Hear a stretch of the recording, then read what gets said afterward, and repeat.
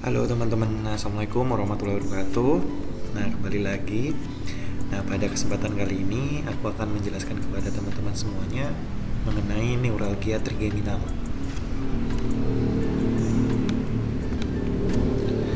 Nah, ini aku ada salah satu contoh kasus teman-teman. Mungkin sebelum mengawali apa sih itu neural trigeminal ya. Oke, aku bacakan. Jadi, ada seorang wanita umurnya 50 tahun. Dia itu mengalami nyeri pada pipi sebelah kirinya gitu. Nah, rasa sakit ini dimulai awalnya seperti kayak mirip dengan sakit gigi gitu. Kayak nyeri tumpul biasa. Namun lama-kelamaan kok terus berulang sampai rasanya itu tajam, sakit, menusuk seperti itu. Yang distribusi sakitnya itu sama pipi sebelah kiri. Serangannya itu singkat beberapa detik dan si wanita ini menggambarkan bahwa akhirnya sakitnya itu kayak terburuk selama hidupnya seperti itu. Nah, apalagi diperparah saat wanita ini sikat gigi, kayak cuaca dingin, dan saat disentuh pipi bagian kirinya itu benar-benar rasa sakit. Sehingga karena keluhan awalnya wanita itu sakit seperti sakit gigi, akhirnya wanita ini mengunjungi dokter gigi dan dokter gigi melakukan intervensi yaitu mencabut giginya, tetapi tanpa gejala yang signifikan gitu. Kok terus-terusan rasa sakit itu muncul seperti itu. Nah, akhirnya disarankan wanita ini tuh melakukan pemeriksaan pencitraan yaitu MRI. Ternyata di situ ada tortuositas sirkulasi vertebral basilar dengan pelampiasan neurovaskular saraf trigeminal kiri. Jadi ada gambarannya itu ada salah satu arteri yang mana arterinya itu mendekompresi gitu, yang mana arterinya itu berliku-liku gitu ya. Dia itu mengkompresi saraf trigeminal atau saraf cranialis kelima, yaitu bagian cabang sebelah kiri. Akhirnya dokter memberikan obat yaitu carbamazepin dan gabapentin, hanya sebagian lega saja untuk mengurangi gejala. Namun wanita ini mengalami efek lemas, lesuh, kantuk gitu dan nggak mau makan gitu, kayak malas karena sakit gitu. Akhirnya setelah 5 tahun dia menjalani operasi dekompresi mikrovaskular dan merasakan rasa itu lega. Namun setahun kemudian dari 5 tahun tadi, wanita 50 tahun ini merasakan sakit itu muncul kembali pada bagian sisi yang sama gitu.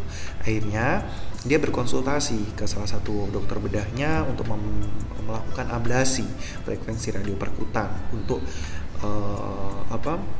kayak memberikan sengatan gitu ya, atau ya sengatan pada nervus cranialis kelimanya gitu, cara perkutan. Nah, kurang lebih kasus ini tuh teman-teman menggambarkan neuralgia trigeminal ini. Apa sih neuralgia trigeminal? Jadi, secara per definisi atau pengertiannya, neural trigeminal merupakan salah satu bentuk dari nyeri kepala sekunder. Seperti yang kita tahu bahwa nyeri kepala itu ada primer, ada sekunder. Kalau primer kan masih belum diketahui idiopatiknya, diketahui penyebabnya secara langsung gitu ya. Kalau ini disebut sebagai nyeri kepala sekunder dengan adanya gangguan fungsi sensorik dari nervus cranialis kelima, yaitu dengan tipe nyerinya adalah nyeri neuropatik. Ingat teman-teman. Nah, neuralgia trigeminal ini nyerinya itu paroksismal, yang mana tiba-tiba seperti sengatan listrik yang berulang dan tajam gitu, kayak ditusuk, disetrum, dibakar gitu, yang hilang timbul gitu. Yang timbulnya itu tiba-tiba. Apa sih etiologinya? Nah, neuralgia trigeminal itu disebut sebagai tic de la Roux dengan penyebab idiopatik juga, namun lebih dikaitkan dengan kompresi dari nervus cranialis kelima gitu.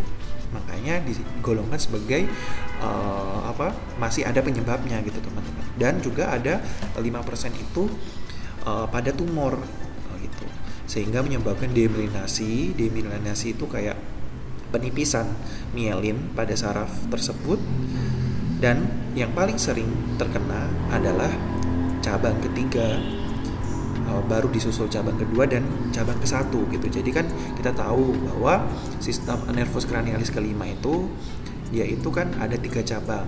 Cabang ke oftalmika yaitu bagian dahi, bagian rahang, dan untuk cabang kedua dan cabang ketiga yaitu bagian rahang bawah, yang mana kalau lihat di studi kasus tadi, si pasien wanita tadi itu di pipi sebelah kiri ya gitu, dan paling sering memang frekuensinya pada cabang yang ketiga, teman-teman.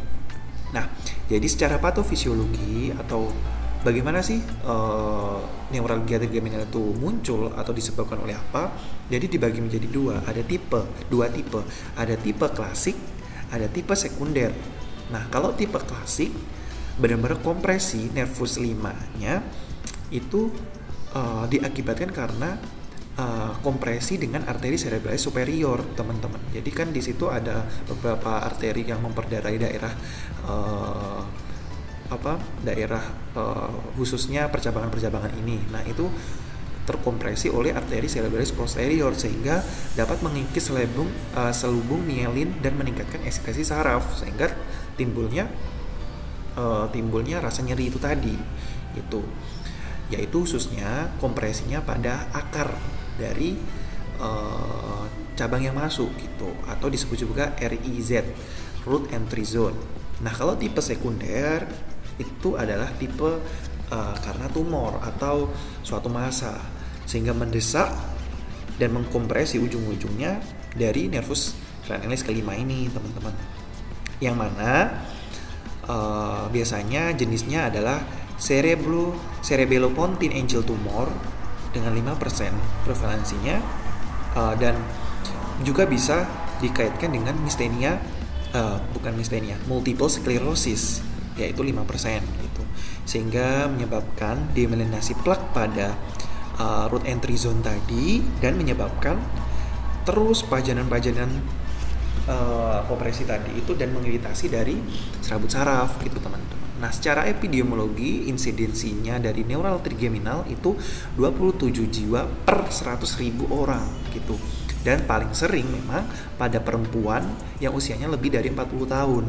Kalau kurang dari 40 tahun, kita bisa curiga bahwa ini adalah multiple sclerosis. Nah, bagaimana sih manifestasi secara klinis dari neural trigeminal ini?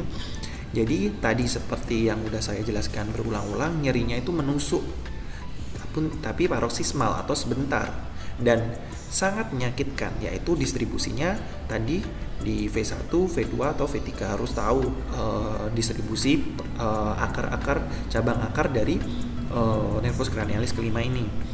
Nah, nyerinya bisa detik, menit, bahkan hari atau minggu gitu. Nah, pada awalnya neuralgia trigeminal itu nyerinya itu tumpul gitu. Namun bisa lama-kelamaan bisa tajam. Nah, selalu unilateral itu adalah salah satu kata kuncinya. Dan pemeriksaan neurologisnya itu normal. Nah, faktor pencetus atau triggernya adalah kalau pada laki-laki, karena laki-laki kan punya kumis, punya jenggot, dan ini ya biasanya kan shaving atau mencukur jenggotnya itu biasanya sakit gitu. Atau kalau pada perempuan atau populasi umum itu biasanya menggosok gigi, terus ya intinya beberapa faktor pencetus yang memungkinkan bagian tersebut itu disentuh gitu, dia itu merasakan sakit gitu, teman-teman. Nah, bagaimana cara mendiagnosis dari neuralgia trigeminal ini? Jadi ada menggunakan diagnosis klinis gitu. Kita lihat secara klinis pasiennya keluhannya apa gitu, teman-teman. Pasien mengeluh nyerinya itu lebay gitu, nyeri dok, bener-bener sangat nyeri dok, terus nyerinya dramatis gitu, kayak pada wajah kayak rasanya kesetrum, terbakar gitu. Nah, harus diingat terus anatomi ya. Setiap penyakit pasti ujung-ujungnya juga larinya ke anatomi. Distribusi dari cabang akar dari nervus kelima itu ada nervus ophthalmica, nervus maxillaris, dan nervus mandibularis. Jadi area-area ini mungkin yang bisa digambarkan oleh pasien. Dok, saya rahang bagian bawah sini dok kayak sakit sekali. Itu nervus mandibular yang paling Oke, saya lanjut. Jadi tadi kita udah tahu cabang-cabangnya. Jadi kalau pasien mengeluh daerah dahi saya dok sakit dahi, ingat. Dan selain itu ada faktor pencetusnya, gitu ya. Harus ada faktor pencetusnya, dia disentuh sakit, terus menggosok gigi sakit gitu. Terus kalau pipi itu adalah bagian kedua tadi, maxillaris. Kalau mandibularis itu bagian rahang yang paling sering tadi. Nah, kita bisa juga ajukan kalau memang ini biasanya sih di luar negeri ya teman-teman. Kalau di Indonesia kalau hanya untuk sekedar nyeri di neural trigeminal itu jarang sekali untuk dilakukan pemeriksaan CT scan gitu. Kalau di luar negeri dan memang dokternya pun curiga dan modalitasnya ada di rumah sakit, kita bisa anjurkan untuk CT scan. Karena untuk mengeksklusi benar-benar kalau nggak ada suatu tumor atau massa gitu di situ, yang jenis sekunder tadi ya, tipe sekunder, yaitu biasanya jenis tumornya itu adalah jenis schwannoma atau neurofibratosis gitu. Terus lebih canggih lagi MRI untuk melihat protokol neurovaskularnya, bagaimana tadi seperti yang di kasus tadi, yang bisa mengkompresi dari nervus cranialis ini, kelima ini, melihat pada root zone-nya tadi mengalami demyelinasi atau tidak gitu. Nah, setelah lakukan diagnosis, yakin benar-benar bahwa pemeriksaan neurologi secara umumnya memang itu normal, kita bisa lakukan tata laksana. Jadi tata laksananya, tapi biasanya sih tata laksana ini itu diberikan kita rujuk. Kalau sebagai dokter umum itu kita rujuk, tidak bisa langsung memberikan obat-obatan ini gitu, karbamazepin dan lain sebagainya. Kalau memang dengan indikasi yang kuat dan memang yakin dengan konsul bahwa boleh diberikan, cuman harus dirujuk. Ini adalah kompetensi dokter spesialis untuk mengetahui benar-benar bahwa ini adalah neural trigeminal gitu teman-teman. Terus lainnya sekedar tahu aja, ini menggunakan karbamazepin gitu ya, karbamazepin atau karbamazepin atau bamgetol gitu ya. Kalau di pasaran 100 sampai 200 mg 2 sampai 3 kali sehari dengan dosis 600 sampai 1600 mg per hari gitu. Second line-nya bisa kasih amitriptilin atau antidepresan ini kalau memang dirasa nggak ada, karena karbamazepin ini juga mempunyai efek sering kan terjadi erupsi obat gitu. Jadi harus dipantau ketat gitu, tidak obat-obat ini tidak dijual bebas kayak misal kayak paracetamol yang obat bebas lainnya yang bisa dibeli gitu ya. Jadi harus pergi ke dokter kalau misal buat masyarakat umum gitu. Selain itu juga bisa dikasih pilihan phenytoin, okarbamazepin, lamotrigin juga bisa. Terus kita bisa rujuk dengan memblok, biasanya dilakukan intervensi blok nervus trigeminus tadi, yaitu dengan memotong saraf atau disebut sebagai rhizotomy, yaitu dengan gamma knife radiosurgery, atau bisa percutaneous balloon compression rhizotomy. Selain itu juga bisa dekompresi mikrovaskular, terbaik untuk jenis klasik tadi gitu. Tapi harus ada modalitas MRI.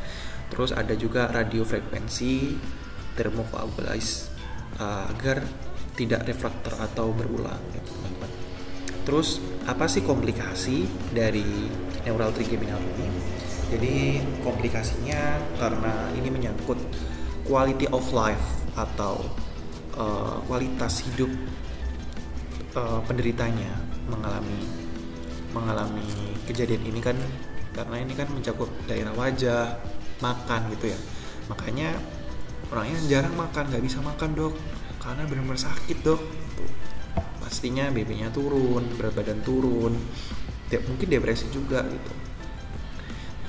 Karena rasa nyerinya tadi. Prognosisnya memang sering refraktor teman-teman. Jadi memang kalau hanya untuk obat karbamazepin terus tidak ada target untuk menyembuhkan, tapi memang harus dilakukan intervensi bedah tadi, radiofrekuensi maupun dekompresi vaskular. Oke, jadi untuk mempermudah teman-teman membedakan dengan penyakit-penyakit lain berdasarkan gejala tata laksananya, jadi ini saya dapatkan dari visual neurologi approach terkait dengan mnemonik dari neural trigeminal. Jadi di sini diingat-ingat aja gambarnya kayak gini. Oh iya, ada seseorang yang dia itu bukan mengendarai ya, dia itu numpang duduk di atas badak gitu, yang mana badaknya ini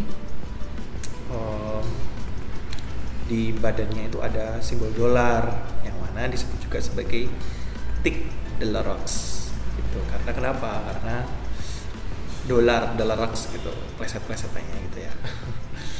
Terus rhino berarti rhizotomy gitu. Rhino itu kan badak gitu ya. Maka oh ya, badak bahasa Inggrisnya rhino gitu.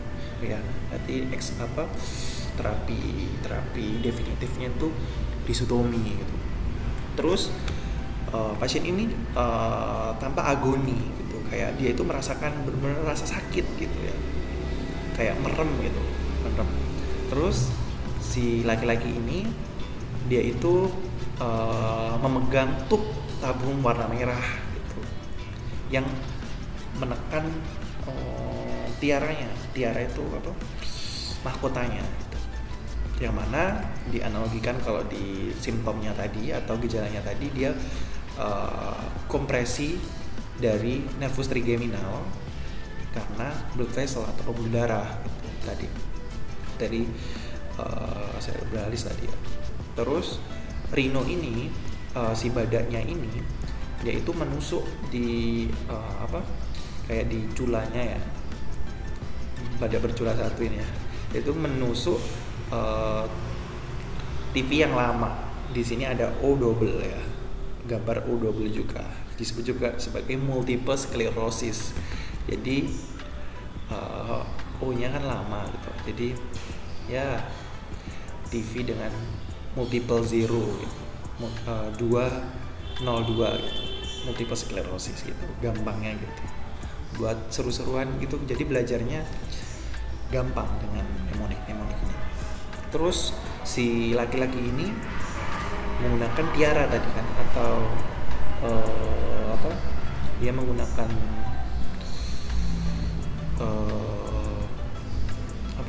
mahkota, yang mana dia itu paling sering